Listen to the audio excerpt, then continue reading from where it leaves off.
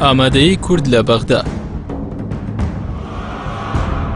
ئامادەیی کورد لە بەغدا نەبیدعەیەکی زمانەوانیە نەداهێنراوێکی بواری میدیایی. کورد بۆ نزیکەی سەدەیەگەچێت نەریتێکی سیاسی هەیە ناوی ناوە نوێنەرایەتی کورد لە بەغدا. بەغدا بە درێژایی ئەم مێژووە ئەو جێگەیە بووە کە کورد چاوەڕوانی هەمەلایانەی لێی هەبووە. کارکتەرە سیاسیەکانی ئێمە بەردەوام لە ڕێگەدا بوون بۆ ئەوەی بیسەلمێنن کە بەغدا سەرزەمینی هاتنەدی خەونەکانی گەلی کووردە و ئەوان ئەتوانن گەمەیەکی سیاسی ئەوتۆ بکەن کە لانی کەم ئەوە بە برا عەرەبەکانیان بسەلمێنن کە عێراق تەنها نیشتیمانی عەرەب نییە و گەلی کوردیش لە تەکیانەوە ئەژین و ئەوانیش بەشێکی گرنگی ئەم نیشتیمانە پێکەێنن. ئەندازەیەکیش ئەوە لای تاشی کورد ساغ بۆتەوە کە کورد بە هەموو کارکتەرە سیاسی و یاسایی و پەرلەمانی و حکومەکانەوە لە بەغدا سەرکەوتوو نەبووە. سەرکەوتن کە بتوانێت بە شێوەیەکی کردەیی کورد بکاتە نەتەوەی هاوشانی عەرەب، بیکاتە شەریکی ڕاستەقینەی لە بەڕێوەبردنی حکومەتدا، بیکاتە هاوبەشی ڕاستەقینە لە ئەوەی پێیەگوترێت سەروەت و سامانی ڕاستەقینەی عێراق. لانی کەم بەغداد ببێتە ئەو پایتەختەی کە کورد خۆشی بێت و لەوە دڵنیا بێت کە لەوێوە بە حیلەی سیاسی برا عەرەبەکانی فێڵی لێ ناکرێت. بە بڕوای شارەزایان تا ئەم ساتەوەختە کورد نەک لە بەغدا سووری نەکردووە، بەڵکو بەغدا بەردەوام شوێنی شکستەکانی بووە. ئەوەی لە شاخەکان و بە بازووی ڕەش و ڕووتانی کوردستان پەیدا کراوە سووک و ئاسان لەسەر مێزی دانوستانەکانی لە بەغدا دایناوە. بۆیە ئێستاشی لەگەڵا بێت کۆمەڵگای ئێمە ئەگەرچی بە ناچاری لە ڕێگەی سندوقەکانی دەنگدانەوە بە هیوا و ئاواتی ئەوەی بەڵک و جارێک لە جارەکان بەخت یاوەری بێت نوێنەر بۆ بەغدا هەڵبژێرێت و بە چاوەڕوانێکی زۆریشەوە بەردەوام لە دوویانە. بەڵام بەداخەوە ئەوەی شایەتی بووین لە دوایین دەرفەتدا ئەو تعداکردنە بوو کە لە پەرلەمانی عێراق و ئەو سوکایەتی بە ئەندامەکانی لە ناو حەرەمی پەرلەمانەکەی کرا. باشە پرسین هێشتا کورد چاوەڕوانی لە بەغدا هەیە؟ ئایا کورد تا هەنووکە چی کردووە لە بەغدا؟ ئەی باشە بەم حاڵەوە نوێنەرانی کورد ئەگەڕێنەوە بۆ بەغدا؟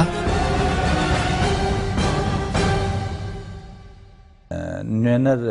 کاتێککە باس دەکەین لە هەر سیستەمێکە نوێنەری پەرلەمانی هەبێ ئەو سیستەمە تەوسیفێکی وەزیفی هەیە.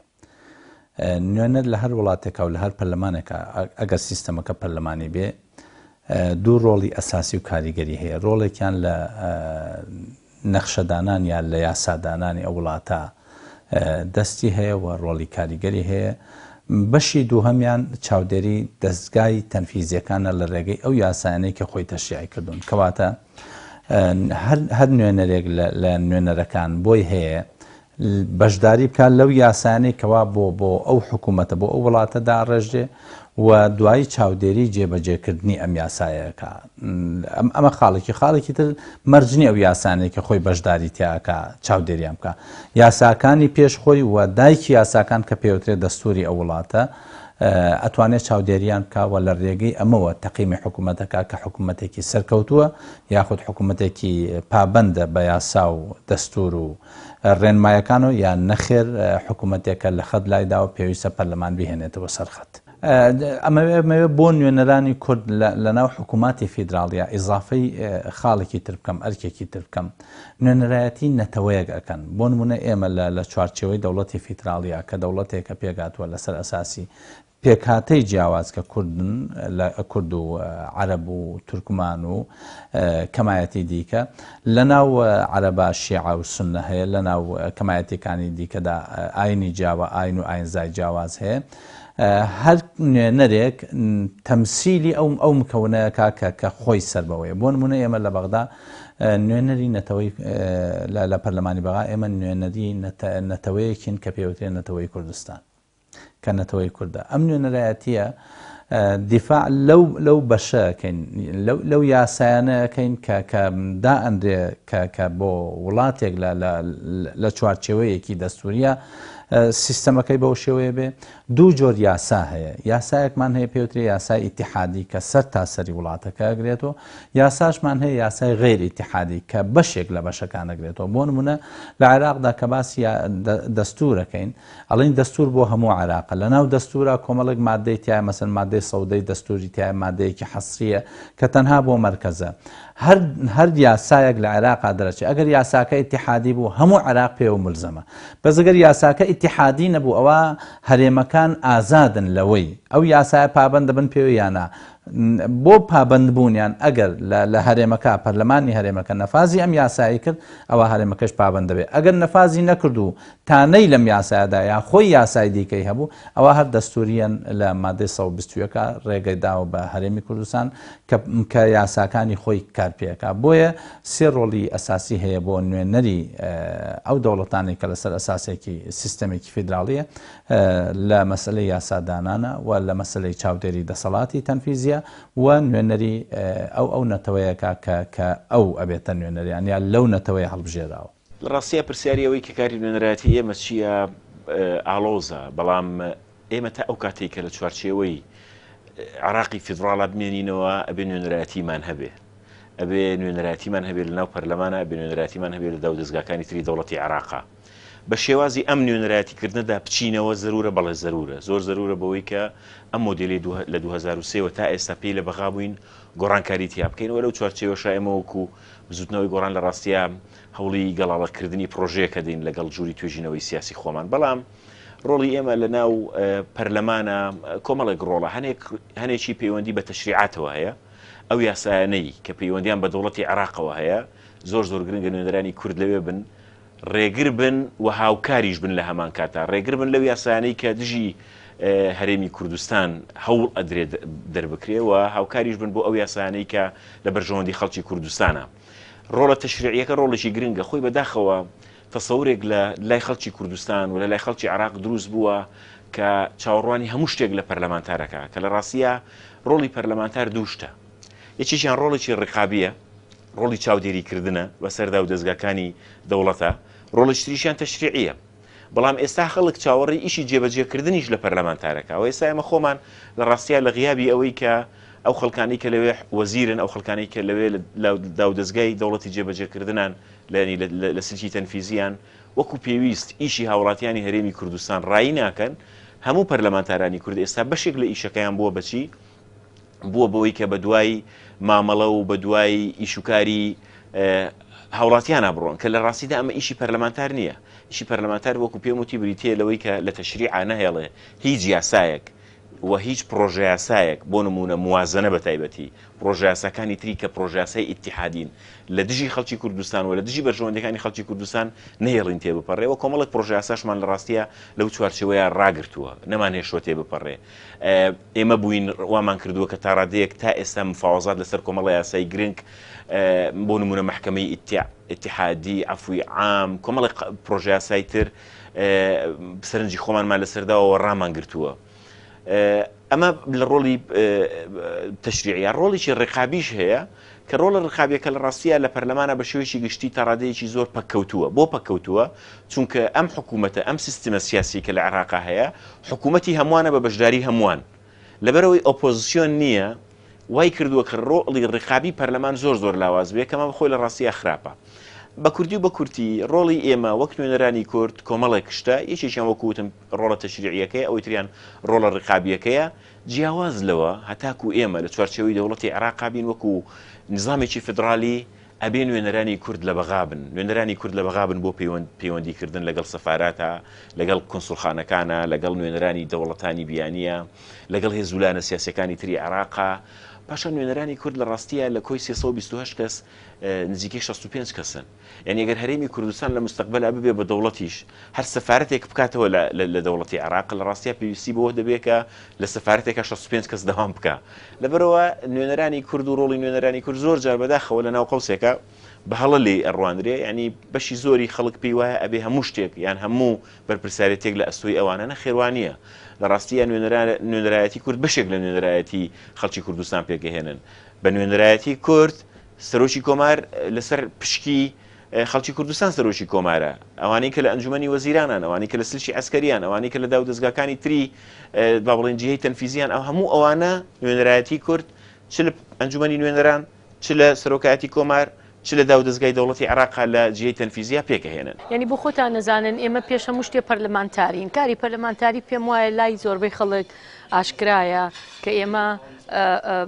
یاسادا ئەنین بە دەرەجەیەک چاودێری دەسەڵاتی جێبەجێکردنەکەین و گرنگترین خاڵ موازنە یان با بڵین بودجەی عێراق پەسەند دەکەین کە ئەمە بۆ هەموو دنیا لە پەرلەمانەیەکێ لە ئەرکە نیشتیمانیە گەورەکانە بەڵام جگەلەوە لەبەرەوەی ئێمە نوێنەرانی کوردین هەندێک ئەرکی نیشتیمانیمانیش لەسەرایە ئەم ئەرکە نیشتیمانیە دیارە جارێکی ترگەڵم ئێمە لەبەرەوەی دەسەڵاتی جێبەجێکردن نین دەسەڵاتی یاسادانانین هەوڵە دەین لە خلالی ئەو یاسایانەی لە پەرلەمان دەرەچێ داخوازیەکانی کورد لەو یاسایانە جێ بکەینەوە گرنگترینیان بودجەیە استحقاقی هەرێمی کوردستان چ لە موازنەکە لە بودجە لە پارە لە مەعاشات لە استحقاقی هەرێم لە با بڵێن دەرمان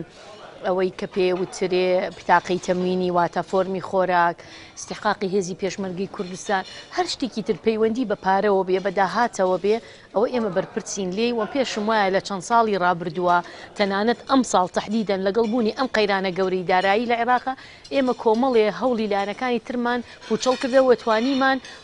بودجە بۆ هەرێمی کوردستان دابین بکەین بۆ نمونە هەوڵێکە بوو 17% بکرێ بە 13% نەمان هێش تێپەڕێ بودجە بۆ هێزی پێشمەرگی کوردستان جارێکی تر بە یاسا لەناو بودجەدامان نایەوە نەمان هێش دەست لە نەفەقاتی حاکیمە بدەن کە دەرمان و خۆراکە گرێتەوە و هەتەنانەت بودجەیەک بۆ هەڵەبجە نی کۆمەڵی ئەمانەمان خستۆتە ناو بودجەکانەوە بودجەی مادەی 140 بەڵام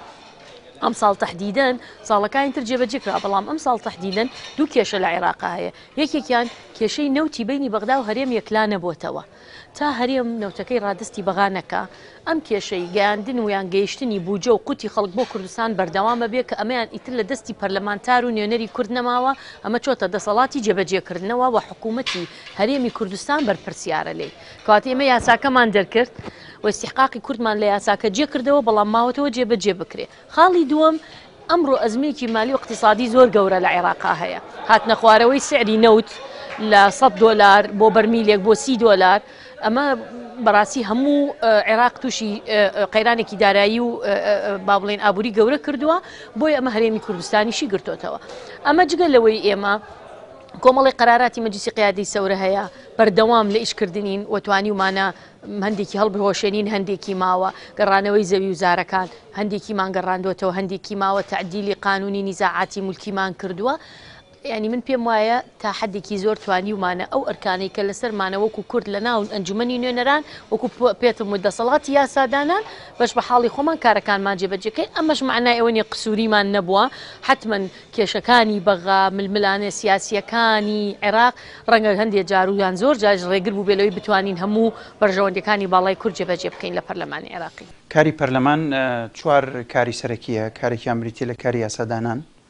کارێکی تریان بریتە لە کاری متمانە بەخشین بە حکوومەت پاشتر کاری سێم بریتە لە کاری چاودێریکردنی حکوومەت کاری چوارەمیش بریتە لە کاری سنەوەی متمانە لە حکوومەت لە ضمنی یاسادانانی شەیەکی لە یاسا هەرە گرنگەکانی پەرلەمان کە ویش و ئەندێجار بەسەر بەخۆوەکو ئەرکێک باسەکرێ مەسئلەی موازنەی داهاتی ساڵانەی خەڵکە کە داهات چنێکە خەرجی چنێکە و ئەو موازنەیە چۆن ڕێک بخرێ ساڵانە داهاتەکانی ئەو وڵاتە چۆن خەرج بکرێ ئەم تقریبا چوار کاری سەرەکی پەرلەمانن سەرباری تەمان بە نسبەت تایبەتمەندێتی نظامی سیاسی عێراق ئێمە سەرباری ئەم کارە پیشەیانەی کاری پەرلەمانی نوێنەرایەتی پێگاتەی کوردی شەکەین لە بەغدا چونکە کورد ئێستا وەکو پێگاتەیەک بێگومان عێراق لە سێ پێگاتەی سەرەکی پێگاتووە کە پێگاتەی لە ڕووی نەتەوەی و دووهەم کوردەوە لە ڕووی ژمارەیشەوە پێکاتەی سێهەمی عێراق کوردە و ئێمە نوێنەرایەتی ئەم پێکاتەیەکین لە بەغا بۆ ئەوی کە بەشداری سیاسی کورد لە حکوومەت چۆن بێ و لە ناو یاساکانە بیرروڕای کورد چۆنە بۆ ئەوی کە بەرژەوەندەکانی خۆی لە ناوێسەکانە بپارێزێ و هەر کێشەیەکی تری سیاسیش تایبەت بە پەیوەندەکانی نێوان هەرێم و بەغدا چۆن چارەسەر بکرێن ئێمە لەم بوارانە تا ئێستا ڕۆڵێکی باشمان بینیەوە نوێنەرانی کورد لە بەغدا لە فترە جیاوازەکانە بە ژمارەی جیاواز بەشداریان کردووە لە ئەو چەند خولەی کە لەوە پێشە بووە لە سەرەتا 75 نوێنەری کورد بوون ئیزافەتەن ئیلا دوو نوێنەری کۆمەڵی ئیسلامی کە ڕاستە لەگەڵ تەحالفە دانەبەزین بەڵام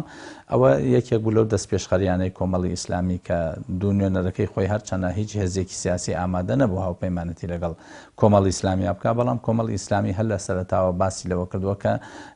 نابێت لە بەغدا ماڵی کورد پەرت بکرێ و ماڵی کورد هەمیشە یەک بکرێ بۆیە کۆمەڵ کۆمەڵی ئیسلامی بە مەحرومکردنیشی بەڵام ڕازی نەبووە کورد و نێوماڵی کورد پەرتکا بۆیە لە مەرحەلەیەکەمە ৭ نوێنەری هەبووە دوایی بە جیاواز لە ئێستادا 62 نوێنەر کورد لەوێن کە سێ کۆتایشمانەیە کە ئەکاتە 65 نوێنەر ئەم 65 نوێنەرە لە ئێستادا و لە کابینەکانی دیکەشە ئەوەندەی لە خولەکانی دیکەشە ئەوەندەی من بزانم سەرسەختانە دیفاعیان کردو لەو یاسانەی کەوا ئیتیحادین واتە هەرێمی کوردستانیش ملزەمە بێ پێوە و لە مەسئلەی ئەو قانونانەی بەتایبەتی قانونی موازنە و پشکی بوجەی هەرێمی کوردستان و لە ساحەڤ و ئەو یاسانەی کەوا لە حکوومەتی ئیتیحادی دەرچوون نانهێشتووە یاسایەک دەربچێت دژ بە بەرژەوەندەکانی هەرێمی کوردستان و لە مەسئلەی تەنفیز و جێبەجێکردنی یاساکانەوە لە ڕاستیا وەزعی عێراق ڕێگەی بەوە نەداوەکەوە تەنفیزێک و چاودێریەکی وردی دەسەڵات بکەن بەڵام نوێنەرایەتی نەتەوایان کردووە بەوەی هەر مەسەلەیەکەوە پەیوەند بۆ بە هەرێمی کوردستانەوە لە بۆنە و مناسەباتە وتاری کوردیان خوێندۆتەوە پێگەی کوردیان دیاری کردووە کە توانی ویانە تا ئەندازەیەکی باش ڕۆڵی کورد بپارێزن لەوەی کە هەیە ئەساسەم قەیرانی دارایی کاریگەری لەسەر ئەوە نەکردووە بەڵکو بڕیاردانی هەرێم لەسەر ئەوەی خۆی سەرچاوی داهات بۆ خۆی بەدەستبێنێ کە ئەمە لە چوارچێوەی دەستوری فیدراڵی عێراقا چونکە دەستورەکە لەسەر ئەو ئەساسە دانراوە قانونی ئیداری مالی و دەینی عام لەسەر ئەو ئەساسە داڕێژاوە کە داهاتی هەموو ئەم وڵاتە ئیتیحادیە ئەچێتەوە مەرکەز و دووبارە تەوزیعکرێتەوە لە ئەساس و ئەمە هەڵەیتیایە لە ئەساس و هەندێک دەوڵەت هەیە دەوڵەتی ئیتیحادی وەکو ئیتیحادی مالایی کۆن و ئیماراتی عەرەبی و هەندێک دەوڵەتی دیکەی هەیە وەکو بریتانیا و ئوسترالیا هەندێک لەم دەوڵەتانە ئەقلیمەکان داهاتەکەی خۆیان بۆ خۆیان سەرفەکەن مشارەکەکەن لە پشکی سیادی ئەو وڵاتە بەڵام مشکلەکەەوە بوو کاتی خۆی هەرێمی کوردستان لە بیری ئەوان نەبوون یاخود بە شێوەیەک لە شێوەکان ڕێگە نەدراوە ئەو کاتە کاتی نەبووە زەمینەی نەبووە من نامەوێت ئەوانەی لە پێش ئێمە بوون مێژوویەن محاسبەیان بکەین یا لێپرسینەوەیان لەگەڵا بکەین بەڵام نەتوانراوە ئەوە بکرێت کە هەرێمی کوردستان لە حاڵەتێکە ئەگەر توانی داهات بەدەستبێنێ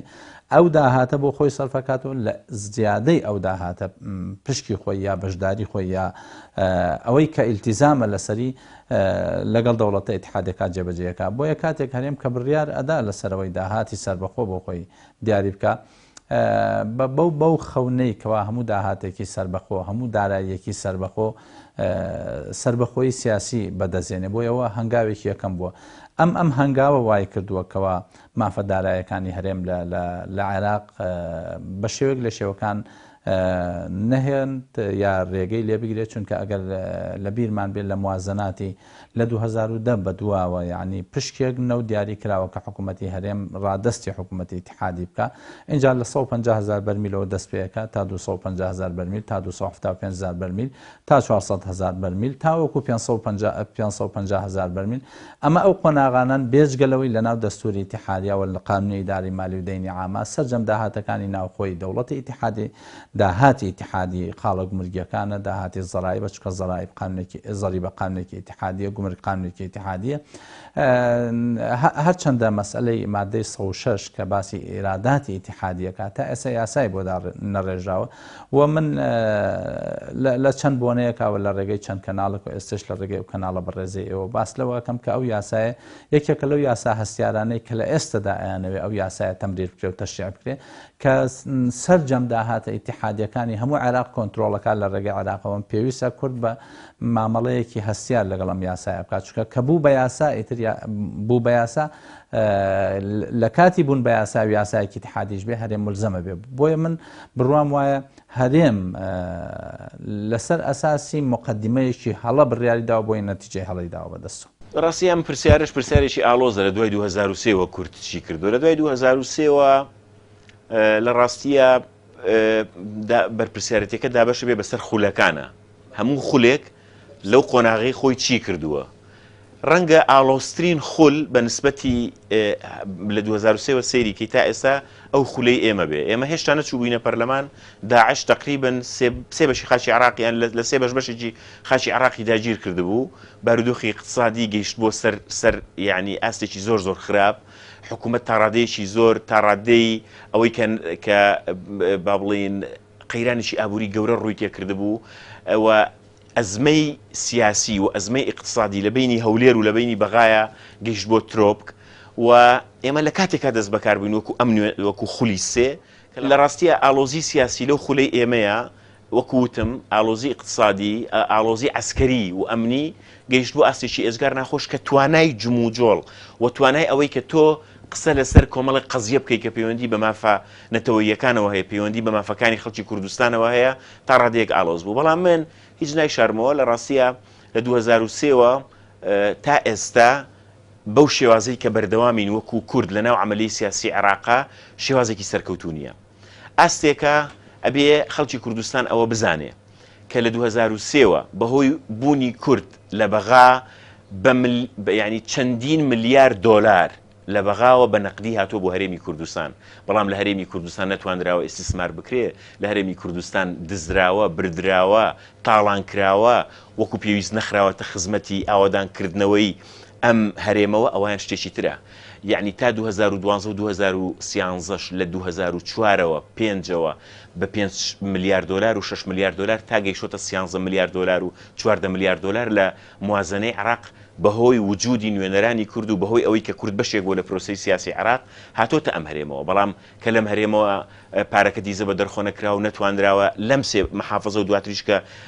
هەڵەبجەی شەهیدی خۆشەویستی هاتۆتە سەر وەکو محافظەی چوارەم نەتواندراوە وەکو پێویست ئاوادان بکرێتەوە ئەوە بەرپرسیارەتەکە لە ئەستۆی هەرێمی کوردستانە لە ئەستۆی ئەوێ نییە یعنی لە ڕووی ئابووریەوە پارەیەکی ئێجگار زۆری مۆڵ لە 2023ەوە هاتووە بۆ هەرێمی کوردستان ئەگەر کورد بەشێک نەبووە لە پرۆسی سیاسی ئەم پارەیە نەهات بەڵام لە ڕووی سیاسیەوە بەداخەوە یعنی تێگەشتنی سیاسی و چۆنێتی مامەڵەکردن لە ناو عملی سیاسیە بە ئاستێک بووە کە کورد لە 2023ەوە تا ئێستا ڕۆژ بە ڕۆژ بەرەو لاوااستر چوە پێگەکەی بە تایبەتی بەهۆی هەنێک هەڵی تەشریعیەوە یەکێک لە هەڵە تەشریعیەکان قانونی انتخابات و بە تایبەتیش مەسەلەی زیادکردنی مەقاعدینە و ئەنجومەنی نوێنەران بوو لە 2005 کە هەڵەیەکی ئێجگار گەورە و کوشندە بوو یەکێک بوو لەو هەڵانەی کەوای کورد لە فراکسیۆنێکەوە یاخود لە پێکاتێکەوە کە لەناو پەرلەمانە ئەتوانێ تعتیل بکە و معتل بێ بوو بە کەمینێ کە ناتوانێت معتل بێ وەکو خۆی بە تایبەتی زیادکردنی بۆ ژمارەی کورسیەکانی پەرلەمان ساڵانە و بە جۆرەی نسبەی دانیشتوان و ئەمان ینی قانونی انتخابات ڕاستە قەزیەکی دەستوریەوە ئیلە ئاخری بەڵام ئەتوانرا لانی کەم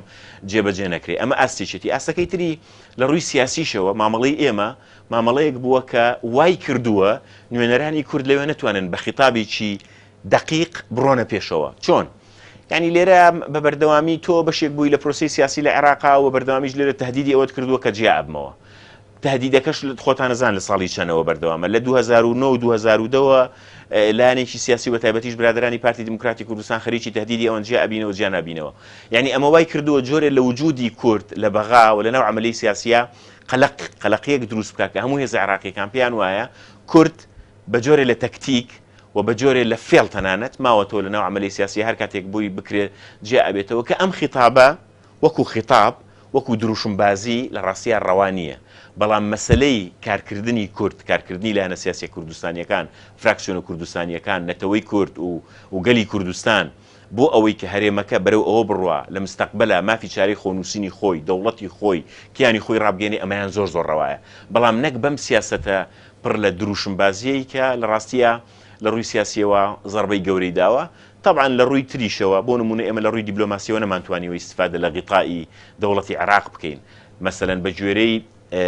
اتفاقیات و قانون ئەمانتوانی ئێمە وەکو هەرێمی کوردستان وەکو هەرێمێکی قانونی لە ناو دەوڵەتی عێراقا کە غیتائیشی دەولیە بۆ ئێمە لە ناو سەفارەتە ملحەقمان هەبێ وجودمان هەبێ و تەواجودمان هەبێ لەبری ئەوە بکەین کۆمەڵێک نوێنەرایەتی کراوەتەوە کە ڕەنگە ڕۆڵی ئەم نوێنەرایەتیانە وەکو ئەو تەمسیلە نەبوایە کە لە سەفارەتەکانە نەکرا لە زۆر ڕووی ترەوە لە ڕاستیە وەکو پێویست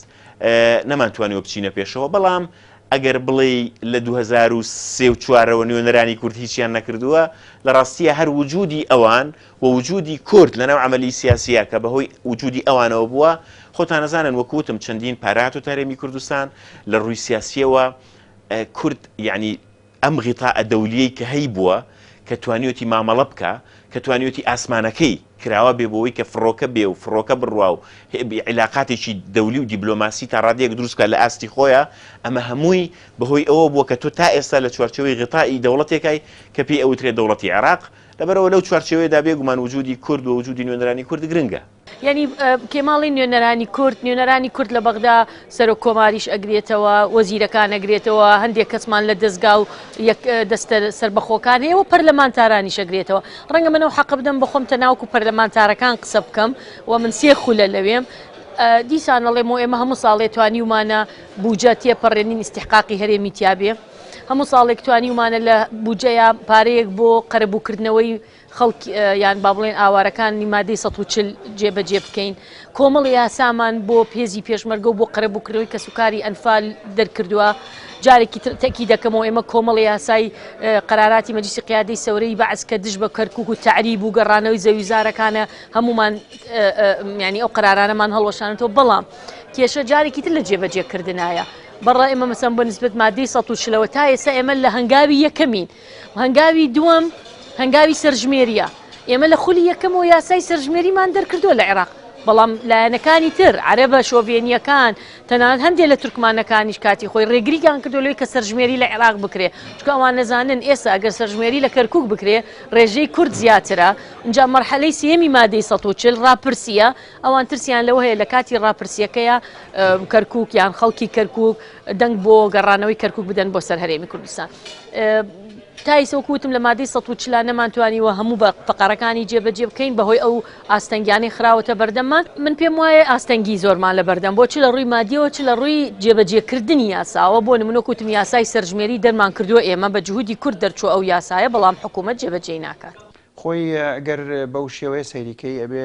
ینی باسی دەستکەوتێکی دیار بکەی بۆ گەلی کوردستان، ئەبێ لە ئەو ژینگەیە کە ئێمە تیا چوین بۆ پەرلەمان باس بکرێ. ئەو تایبەتمەندی ئەم خولەی کە خولی سێمی پەرلەمانی عێراقا کۆمەڵە تایبەتمەندی هەیەکێک لە گرنگترینیان دەرکەوتنی داعشە، کە دەرکەوتنی داعش کۆمەڵێکی زۆر لە هاوکێشەکانی ناوخۆی عێراقی گۆڕی، عێراقی بەرەو نائارامی، بەرەو شەڕێکی زۆر خوێناوی، بەرەو کاولکاری کە تواناکانی دەوڵەت و پەرلەمانی عێراق و هەمووی تقریبان داچۆڕا ئیستنزاف کرا بۆ ئەو مەسئلەیە. خاڵێکی تری کە زۆر گرنگ بوو بەنسبەت ئەم قۆناغا و زۆر مەترسیدار بوو، ئێستاش مەترسیدارە، داڕوخانی سیعری نەوت کە عێراق و کوردستانیشی گەیانە لێواری ئیفلاسی، کە ئێستا عێراق بە نمونە خەریکی مەشهوری 9 میلیارد دۆلار قەرزە خوا لەبەرەوەی کە ناتوانێت بەڕاستی موچەش بدە. لێرەوە ئیتر ئێمە کە وڵاتێک پارەی تیانەما و ئەمن و ئاسایشی تیانەما، ئەبێت چاوەڕوانی چی بکەیت سەرباری ئەمانش کە هاتە سەری ناوخۆی عێراق پڕی بوو لە قەیران لە جاتیەوەی نەبوونی پارە، نەبوونی داعش و تیرۆر عێراقیەکان یەک بخا، بەعکسەوە بەرپرسیارەتی ئەم دوو شتە یاخود وەڵین ئاسەواری ئەم دوو مەسئلەیە وای کرد ناوخۆی عێراقی شەق بەرێ. ئێستا ئێمە لە قۆناغەکەین کە ئەمە دیارترین مەلامحێتی کە لەوانەیە لەوە پێش نەبوو بێ، شەڕی شیعە شیعە، سونە شیعە لەگەڵ سونە، کوردیش لەناو خۆیان کە ناو ماڵەکەی ئەمەیە کە ئەیزانین، هەرچەند ئێمە من هەموو جارێ وتومە ئێمە زیرەک بووین لە شاردنەوەی ناکۆکیەکانمان لە بەغا، بەس نەمانتوانیەوە بە تەواوی معنایەک ڕیز بین. لەبەرەوە ئێستاش ئەمە دیمەنێکی تر عێراقی داغان کردووە کە وای کردو ئێستا ئەو کارەساتی کە ڕوویدا لەم ئەخیرە بەسەر پەرلەمان و حکوومەت و پەرلەمانیشی ئیفلیج کرد بەشێکی ئەم ناوخۆی شیعە شیعە و سونە شیعە و ئەم سەراعاتەیە کە زۆر قوڵ بووەتەوە. لەبەرەوە چاوەڕوانیەکی خەڵک ئەبێ چاوەڕوانیەکانی سنووردار بن لەوەی کە لە کەش و هەوایەکی لەم شێوەیە کە نە پارە ماوە نە ئەمن و ئاسایش ماوە، تۆ توانی چی بۆ نەتەوەکەی خۆت بکەیت. ئێمە توانیمان بنمونەت بۆ 2 ساڵ دەستکەوتێکی گرنگمان هەبێت لە بواری جێگیرکردنی لە 170 بوجە و بۆ یەکەمین جار جێگیرکردنی مەسەلەن دامی پێشمەرگە لە ناو یاسای موازنەی عێراقی. ئەمانە ناوازە بوون شتی گرنگ بوون، بەڵام لە کاتێکا تۆ بیاسادانەی لە 170 لە وڵاتێکی مفلیس و لە کاتێکیشا حکوومەتی هەرێم خۆی تەسەڕف بەداهاتی نەوتی بەشێک لەو ناوچانەشەوە کاکەی هەرێمی کوردستانین لە ڕووی یاساییەوە، وەکو نەوتی عینزالە وەکو بەشێک لە کەرکووک و کۆمانە، تۆ ناتوانانی لەم حاڵە داوای لە 170 بوجەکەش بکەیت وەلا ئەسڵەن بوجەکە خۆی داڕماوە هیچی تیانەماوە لە کیسێکی بەتاڵەتەوە بە دوای پاراگەڕێی. لەبەرەوە بەڕاستی توانم بڵێم دەستکەوتەکانی ئێمە دیاریکرا و بریتی بووە لە پارێزگاریکردن لە بەشی ئەوەی کە ماوە لە وەزعی عێراقی کە ئێمە بتوانین پارێزگاری لێ بکەین، بە معنای ینی چی بۆ کورد ماوە لە بەغدا ئێمە بتوانین پارێزگاری لەوە بکەین،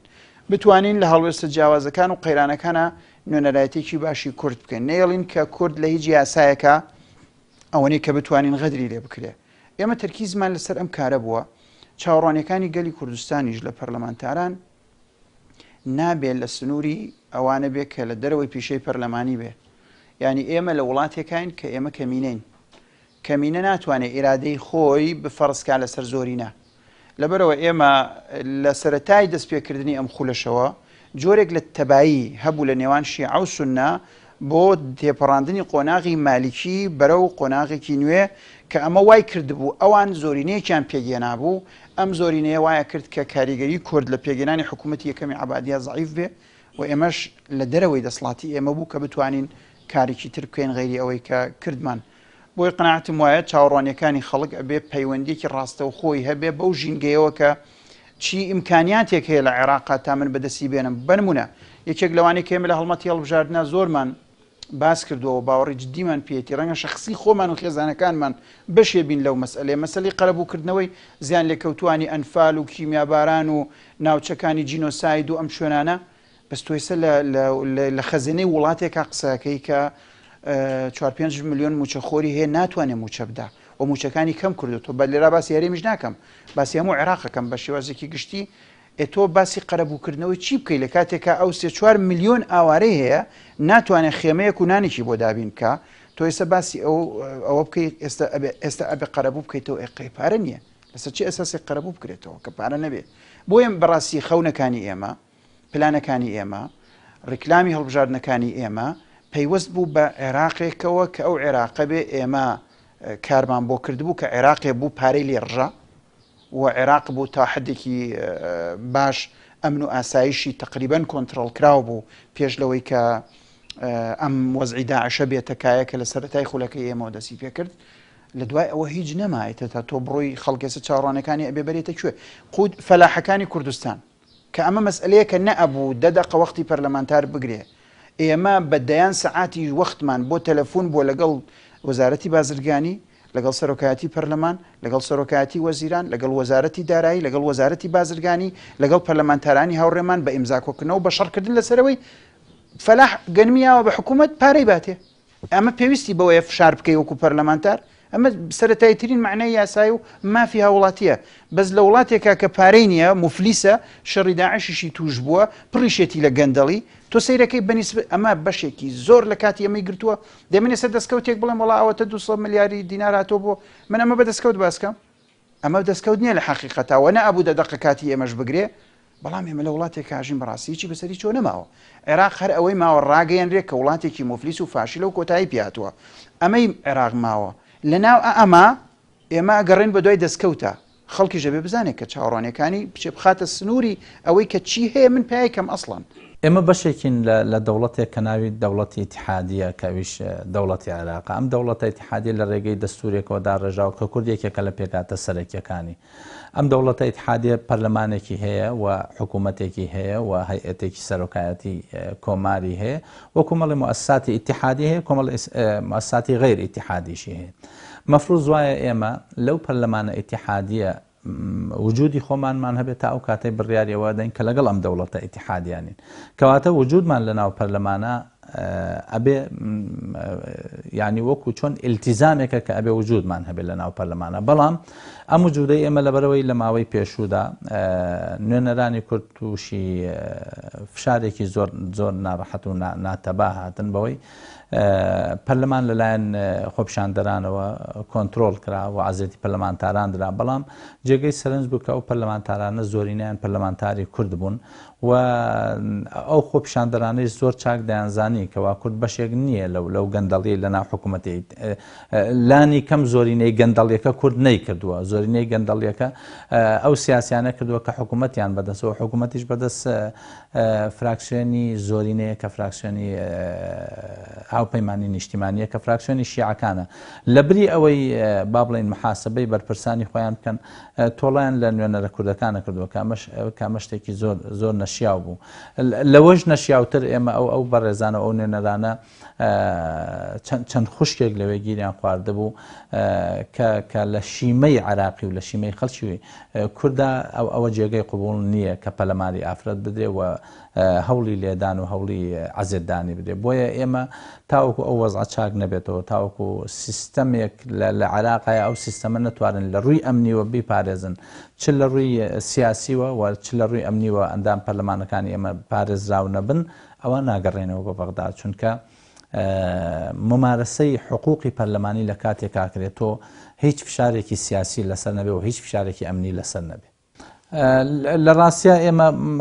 زۆر حەز لەوە ناکەم کە بڵێن ئێمە لە دەوڵەتە ئیتیحادیەکە یا لەسەر پشکی کورد لە ساڵی 2005 کە نوێنەرمان هەیە و لە ناو فراکسیۆنە کوردیەکانە و بەشێک بووین لە فراکسیۆنە کوردیەکانە تاکە لایەنی سیاسین کە لەو دەوڵەتە ئیتیحادیە لەوەچە پۆلیسێکمان نەبێ یا فەرمانبەرێکی سادە و ساکارمان نەبێ، بەڵام هەرگیزە نەمان هێشتووە ماڵی کورد شەرخی تێبێ کە ئەمە خۆی بۆ خۆی بێئینسافی ئەو لایەنانن کەوا دەسەڵاتیان بەدەستە لە هەرێمی کوردستانە و لەوێ توانیوانە تەفاوز بکەن بە ناوی کردەوە هەموو پشکەکانیان بۆ خۆیان قۆرق کردووە. جێ ئاماژەی ئەتوانم ئەوە بڵێم کەوا پۆست بەخشراوەتەوە بە خەڵکی عەرەب و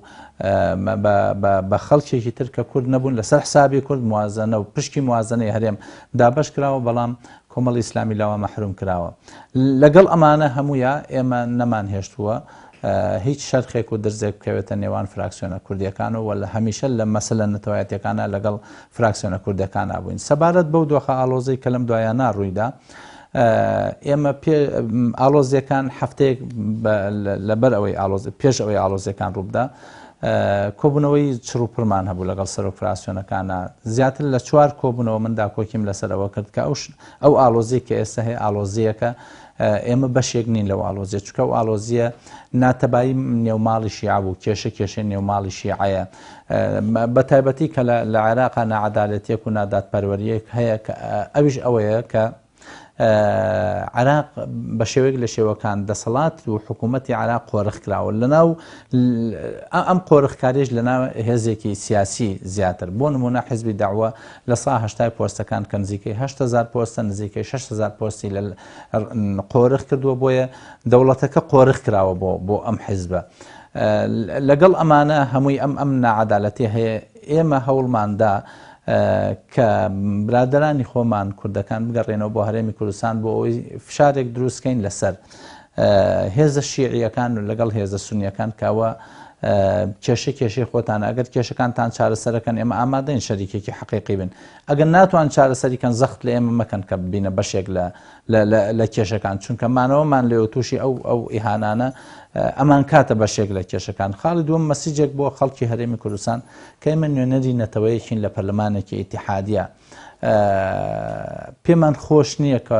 خەڵکی هەرێمی کوردستان ئەوانەی کە هەڵیان بژاردوین لانی کەم وابزان ئێمە بۆ ئیمتیازات و بۆ موچە و بۆ ئەوانە ڕۆیشتوین. بۆیە هەوڵماندا کە ئێمە وەک نوێنەری نەتەوەین با بگەڕێنەوە. خاڵی سێم ئەمانویست مەسیجێک بدەین بە هێزە نێودەوڵەتیەکان، چونکە فشارێک هەیە ئێستا شەو فشارە بەردەوامە کە ئەو هێزە نێودەوڵەتیانە ئەمریکیەکان و بریتانیەکان هەتا هێزە ئەقلیمیەکان ئێرانیەکان فشاری ئەوەکەن کە هەمیشە کورد ئەبێ سازش بکات لەسەر بەشداریکردن لە حکوومەتە پێشۆکانەوە لە ئەو حکوومەتەی دکتۆر حەیدەر عەبادیە. یعنی کورد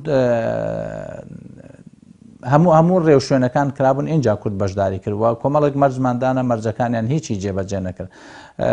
لە سا 13 کورد لە ناو ئەنجومەنی وەزیرانە هەبوو، لە سا 2 کورد لە ناو سوپای عێراقا هەیە، لە سا 5 کورد لە کۆمیسیۆنەکاندا هەیە. بۆیە ئەم مەحرومیەتە وتمان بە ئەم مەحرومیەتە ئێمە نین بە هێزە نێودەوڵەتەکان بڵین ئێمە نین ئەوە کێشە بۆ عێراق دروستەکەین، ئەوە هێزەکانی دیکە هێزە شیعیەکان کێشە بۆ عێراق دروستەکەن، هێزە سونیەکان کێشە بۆ عێراق دروستەکەن، بەڵام بەداخەوە هێزە کوردیەکانی دیکە گوێیان لێ نەگرتین. بۆیە ئێمە ناچار هەفتەیەک پێشەوەی ئەو ڕووداوانە ڕووبدان ئێمە بڕیارماندا وەک فراکسیۆنی کۆمەڵی ئیسلامی بگەڕێنەوە هەرێمی کوردستان و بڕیارێکی تاگلایەنانە بدەین، چونکە بە گوێمان نەکراوە پێشنیارەکەمان وەرنەگیرا وتمان داوای لێبوردن لە ئێوەکەین بە فراکسیۆنەکانی دیکە ئێمە گەڕێنەوە هەرێمی کوردستان و فعلەن گەڕینەوە هەرێمی کوردستان. بۆیە ئێمە لەو حاڵەتە تووشی ئەو ناڕەحەتیە نەبووین، چونکە پێشبینی ئەوەمانە کرد و معلومات و زانیاریمان دەستکەوت بوو کە خۆپیشاندەران دێنە ناو منطقەی خەزرا و بە تایبەتیش دێنە ناو پەرلەمان. ئێمە اتفاقەکەین لەگەڵ فراکسیۆنە کوردستانیەکان بۆ ئەوەی کە وەرەقێکی هاوبەشمان هەبێت. لە عێراق ئێستا شیعە کۆمەڵێک کێشەی هەیە هیچ پێکاتێک بەقەدەر شیعە لە کێشەیان نییە کێشەی ناوخۆیان هەیە بە تایبەتی لەگەڵ سەدرریەکانە حزبی داوە خۆی لە ناوخۆیان کێشەی هەیە کێشەی گەورە لە بینی مالیکی و عبادیە هەیە ململانەی نێوان ماڵی شیعە ئێستا ململانەیەکی توندە بێگومان سونەکانی شێشەیان هەیە سونەکانی شێشەی گەورە و قوڵیان هەیە بە تایبەتی هەتا ئێستانە کۆچێکەیە لەسەرەوەی ئایا پەسەندی سەلیم جمهوری ئەکەن لە مانەوەی لە سەرۆکایەتی پەرلەمانی یاخودنا کورد سوپاس بۆخوا لە ئێستادا یەکدەنگ و یەکگوتارە لە ئاستی عێراقا ئەوەی کە ئێمە داوایەکەین کۆمەڵێک شتە هەنێ مافی هەنێکیان مافی دەستورین هەنێکیان جێبەجێکردن و التیزامکردنە بە ئەو مادە دەستوریانەی کە هەمانە هەنێکیان مستحقاتی خەڵکی کوردستانە لە مەسلەی موازنە لە مەسلەی مستحقاتی پێشمەرگە لە مەسلەی مستحقاتی جوتیاران و کۆمەڵێک شت کە پەیوەندی بە مافەداراییەکانەوە هەیە و لە سەروی هەمووانەشەوە ئەبێ بۆ لە مەودووە ڕسمی سیاسەتی خۆمان بکەین بۆی کە بە جۆرێک نوێنەرایەتی خەڵکی کوردستانەکەین لە ناو عملی سیاسیە چ لە ناو پەرلەمان